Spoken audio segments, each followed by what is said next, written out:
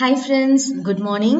This is Shobha from Krishoba Academy. இன்னைக்கு நம்ம இந்த லைன் பை லைன் யூடியூப் சேனல்ல வந்து Indian economy before and after இண்டிபெண்டன்ஸோட ஒன்லைனர் தான் நம்ம பார்க்க போறோம். இதுல கிட்டத்தட்ட நான் வந்து ஒரு 110 கொஸ்டின்ஸ் வந்து இம்பார்ட்டன்ட் ஒன்லைனர் வந்து நான் எடுத்திருக்கேன். ஒன் பை ஒன்னா நம்ம பார்க்கலாம். ஸோ ஃபர்ஸ்ட் கொஸ்டின் பாருங்க. Which refers to a system of political and social relations between two countries. எதுன்னு பார்த்தீங்கன்னா colonialism. Okay, next second question. India's sea route trade to Europe started only after the arrival of Vasco da Gama in Calicut on May 20, 1948.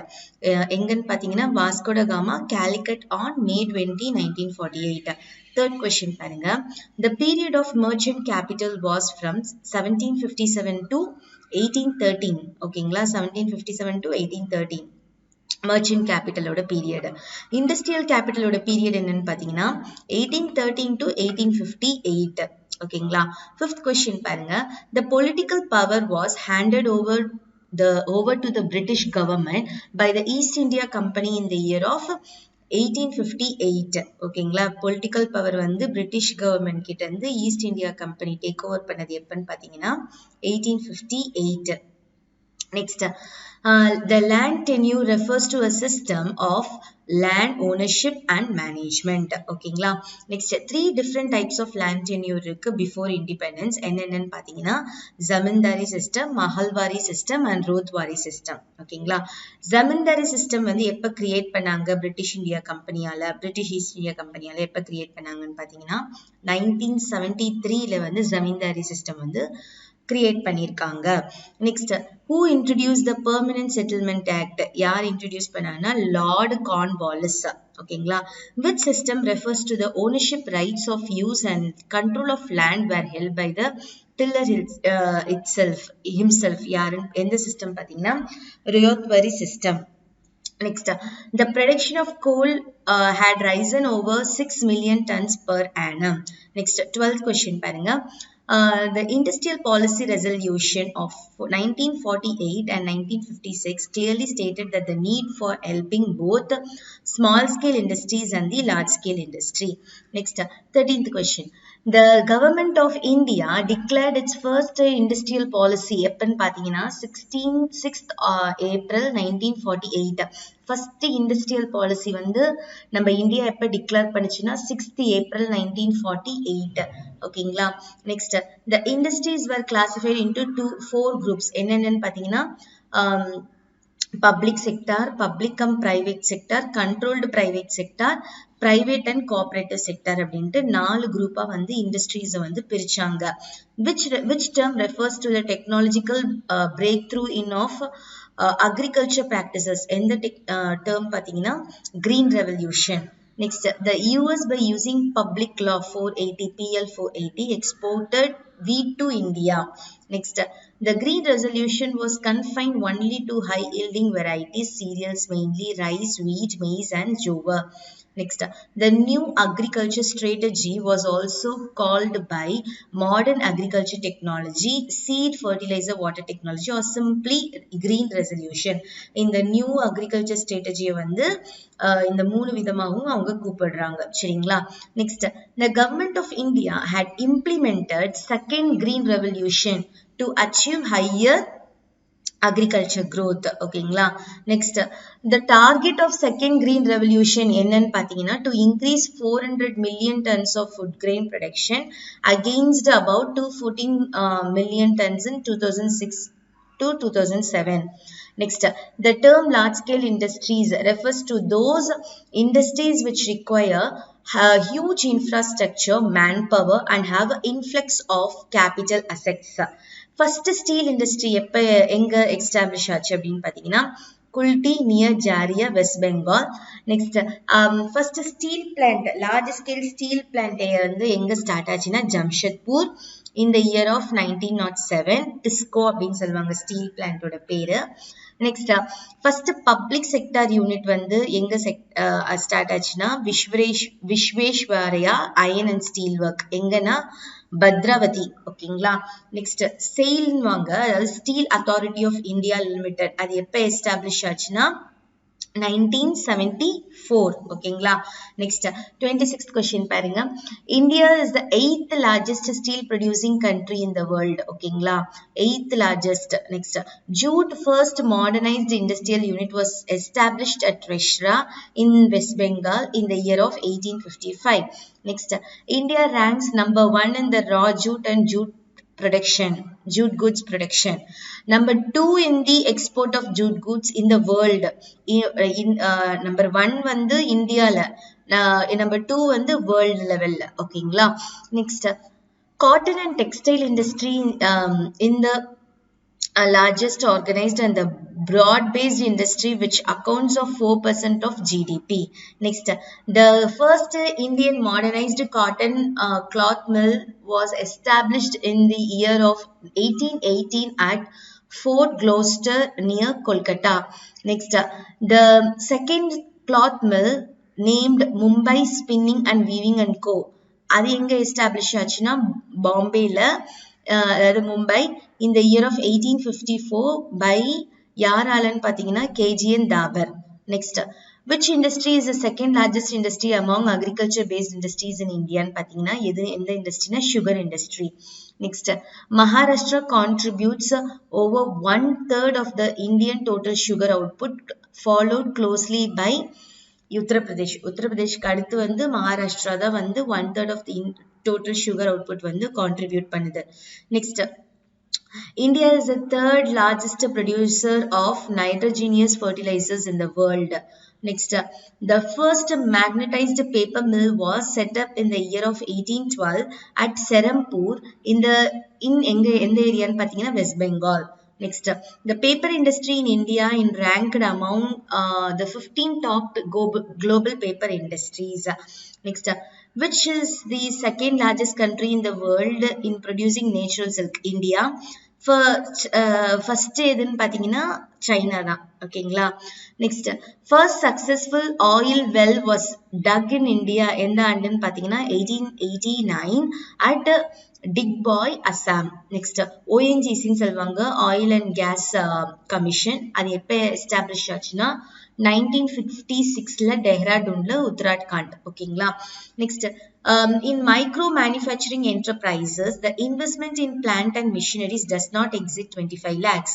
இதே வந்து small manufacturing industriesல enterprisesல வந்து it's more than 25 lakh but should not exceed 5 crores. ஓகேங்களா.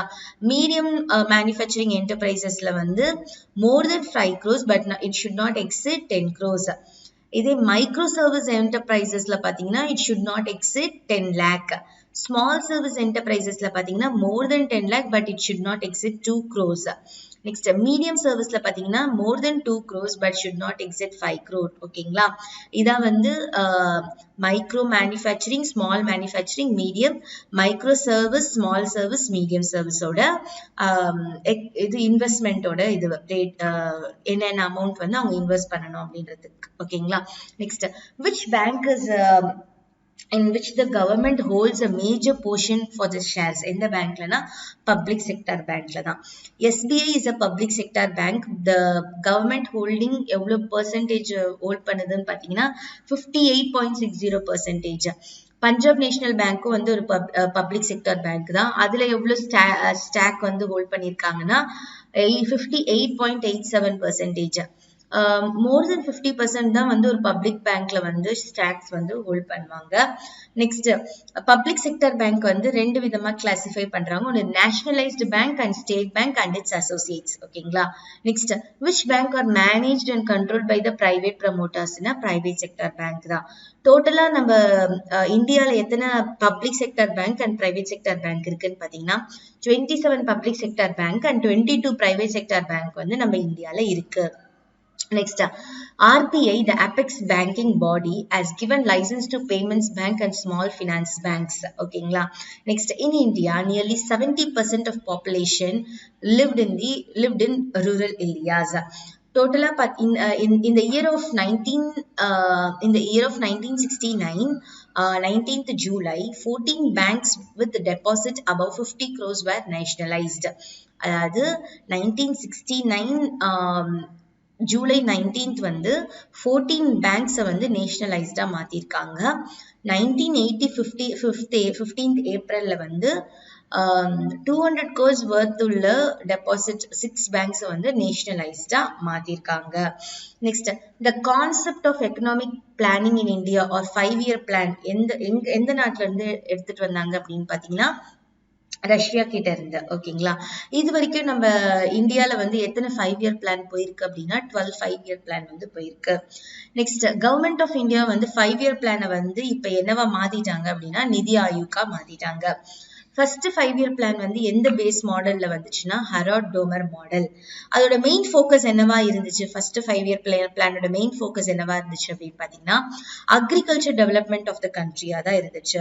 அதோட GDP growth rate என்னவா achieve பண்ணணும் அப்படின்னு நினைச்சாங்கன்னா 3.6% வந்து achieve பண்ணணும்னு நினைச்சாங்க. நெக்ஸ்ட், செகண்ட் 5-year பிளான் இது எந்த மாடல் பேஸ் பண்ணினா பிசி மஹாலோ நோபஸ். ஓகேங்களா, அந்த மாடல் பேஸ் பண்ணி தான் செகண்ட் 5-year பிளான். இதுல வந்து எவ்வளவு growth ரேட் அச்சீவ் பண்ணணும்னு பார்த்தாங்கன்னா 4.1%. இதோட மெயின் ஃபோக்கஸ் என்ன அப்படின்னு பாத்தீங்கன்னா இண்டஸ்ட்ரியல் டெவலப்மெண்ட். ஃபர்ஸ்ட் வந்து அக்ரிகல்ச்சர், செகண்ட் 5-year பிளான் வந்து இண்டஸ்ட்ரியல் டெவலப்மெண்ட். தேர்ட் 5-year பிளானை வந்து எப்படி கூப்பிட்டாங்க அப்படின்னா கார்கில் யோஜனா. இதோட மெயின் டார்கெட் என்னவா இருந்ததுன்னா to make the economy independent and to reach self ப்ரிலேட் position or take off. Next, அந்த டைம்ல வந்து இந்தோ சைனா வார் வந்து நடந்துட்டு இருந்தது. அதனால அவங்களோட டார்கெட் growth வந்து அச்சீவ் பண்ண முடியல. அதோட டார்கெட் growth என்ன வச்சிருந்தாங்க அப்படின்னு பாத்தீங்கன்னா 5.6% வச்சிருந்தாங்க. ஆனா அவங்களால அச்சீவ் பண்ண முடியல. சோ அதனால வந்து பிளான் ஹாலிடே வந்து ஸ்டார்ட் ஆச்சு. அதுக்கு ரீசன் என்னன்னு பாத்தீங்கன்னா Indo Pakistan war and failure of third plan தான். ஓகேங்களா, நெக்ஸ்ட், the fourth 5-year பிளானோட அப்ஜெக்டிவ் என்ன அப்படின்ட்டு பாத்தீங்கன்னா growth with stability and progressive achievement of self reliance. அதோட அச்சீவ் growth ரேட் என்ன ஃபிக்ஸ் பண்ணாங்க அப்படின்னு பாத்தீங்கன்னா ஃபிக்ஸ் பண்ணது என்னமோ 5.7, ஆனா அவங்க அச்சீவ் பண்ணது வந்து 3.3% தான் அச்சீவ் பண்ணாங்க. ஃபிஃப்த் 5-year பிளானோட ப்ரையாரிட்டி என்னவா இருந்துச்சு அப்படின்னா அக்ரிகல்ச்சர், அதுக்கப்புறமா தான் இண்டஸ்ட்ரி, அதுக்கப்புறமா தான் மைன்ஸ்க்கு கொடுத்தாங்க. ஃபிஃப்த் 5-year பிளானோட டார்கெட் வந்து 4.4, ஆனா அச்சீவ் பண்ணது வந்து 4.8. Draft of the 5th year plan வந்து யாரு வந்து ப்ரிப்பேர் பண்ணி லான்ச் பண்ணா அப்படின்னு பாத்தீங்கன்னா டிபி தர். ஓகேங்களா, நெக்ஸ்ட் 5th 5-year பிளான் வந்து டெர்மினேட் ஆனது என்ன ஆண்டு அப்படின்னு பாத்தீங்கன்னா 1978. அதனால வந்து ரோலிங் பிளான் வந்து ஸ்டார்ட் பண்ணாங்க 1978 to 1979. நெக்ஸ்ட் 6th 5-year பிளானோட அப்ஜெக்டிவ் என்ன அப்படின்னு பாத்தீங்கன்னா poverty eradication and technological self Reliance.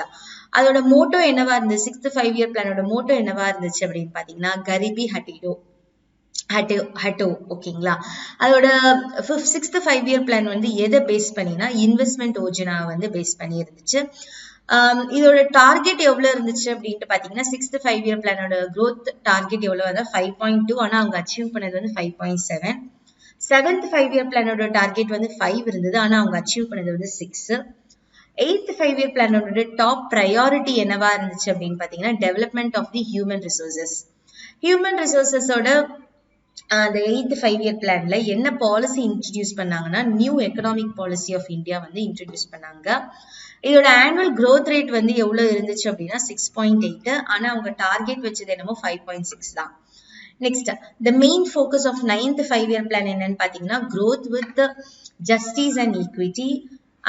10th 5-year பிளானோட எய்ம் வந்து to reduce the poverty ratio by 15% by 2012. 10th 5-year பிளான்ல வந்து டார்கெட் வந்து எவ்வளவுன்னு பாத்தீங்கன்னா 8% வச்சாங்க, ஆனா அச்சீவ் பண்ணது வந்து 7.2. 11th 5-year பிளானோட மெயின் தீம் என்னன்னா pastor and more inclusive growth. ஓகேங்களா, அவங்களோட டார்கெட் வந்து என்னன்னு பாத்தீங்கன்னா 8.1, ஆனா அச்சீவ் பண்ணது வந்து 7.9. 12th 5-year பிளானோட மெயின் தீம் என்னன்னு பாத்தீங்கன்னா faster, more inclusive and sustainable growth. அதோட டார்கெட் ரேட் என்னன்னு பாத்தீங்கன்னா 8%. நெக்ஸ்ட், பிளானிங் கமிஷன் வந்து எப்ப வந்து ரீப்ளேஸ் ஆச்சு அப்படின்னு பாத்தீங்கன்னா நிதி ஆயோக்கா 1st of January 2015 தான் நிதி ஆயோக்கா மாறுச்சு. நிதினா என்னன்னா national institution of transforming India. Next UNDP அதாவது யுனைடெட் நேஷன் டெவலப்மெண்ட் ப்ரோக்ராம் அது பப்ளிஷ் பண்ணாங்க. என்ன பப்ளிஷ் பண்ணாங்கன்னா ஹியூமன் டெவலப்மெண்ட் ரிப்போர்ட் எது வரைக்கும்னா 1990 வரைக்கும் அது ஒரு இது வந்து பப்ளிஷ் பண்ணாங்க UNDR. நெக்ஸ்ட் HDI அப்படின்வாங்க human development index was developed by யாருன்னு பார்த்தீங்கன்னா மஹூப் உல் ஹக் அண்ட் அமர்த்தியா குமார் சென். எந்த ஆண்டுன்னு பார்த்தீங்கன்னா 1990. நெக்ஸ்ட் யார் பப்ளிஷ் பண்ணாங்க இந்த HDI யார் பப்ளிஷ் பண்ணாங்கன்னா UNDP தான், யுனைடெட் நேஷன் டெவலப்மெண்ட் ப்ரோக்ராம். இந்தியாஸோட HDI ரேங்க் வேல்யூ வந்து 2015 வரைக்கும் எவ்வளோ இருந்துச்சுன்னா 0.624. 2010ல வந்து 0.580. Next who develop the physical PQLI physical quality of life index யார் பார்த்தீங்கன்னா மோரிஸ் டி மோரிஸ் நினைக்கிறேன். ஓகேங்களா, இது ஒரு வாட்டி நீங்க செக் பண்ணிக்கோங்க இது என்னன்ட்டு. Next, which is a measure to calculate the quality of life, PLQI, which means the owner of the land who pays the land revenue to the government, which refers to the owner of the land who pays the land revenue to the government, Jamindari system da, okayங்களா, which refers to the ownership of use and land where the tiller himself, Rothwari system. Freedom is never dear at any price. It is the breath of life. What would a man not pay for living? யார் இது சொன்னா tailor Kovan. Next, in 1614, who was successful in getting permission from Jahangir for setting up factories and slowly moved all parts of India? யாருன்னு பார்த்தீங்கன்னா Sir Thomas Roe. In which year British Parliament passed a law through which the power of governance of India was transferred from the East India Company to the British Crown. எதுன்னு பார்த்தீங்கன்னா 1858. எந்த ஆண்டுனா 1858. At the end of 19th century, there were 36 jute mills and 194 cotton mills and a number of plantation industry. 19th century endல இவ்வளோ இருந்திருக்கு. Next, 2 annual programs were formed எந்த ஆண்டுன்னு பார்த்தீங்கன்னா 1990 to 91 and 1991 to 92. Next, who has started the calculation of HDI neglected many important aspects of human development? யாருன்னா பிஸ்வாஜித் Guha. Next, Mahalwari அப்படின்னா என்னன்னா the collective body, usually the villages which serves as a unit of management. Next, HDI refers to both the physical and financial attributes of development and PQLI only the physical aspects of life. So இதோட வந்து நம்ம இந்த பாடத்துடைய important one-liners எல்லாத்தையுமே வந்து with ஆன்சர்ஸோட நம்ம பார்த்துட்டோம். So இனிமே வந்து உங்களுக்கு டே பை டே வந்து உங்களுக்கு லைன் பை லைன் சேனல்ல வந்து ஒவ்வொரு பாடமா வந்து நான் டீச் பண்ணி போட்டுடுறேன். ஸோ அதை யூஸ் பண்ணிக்கோங்க. ஓகேங்களா ஃப்ரெண்ட்ஸ், இது உங்கள் ஷோபா ஃப்ரம் கிறிஸ்டோபா அகாடமி. நன்றி.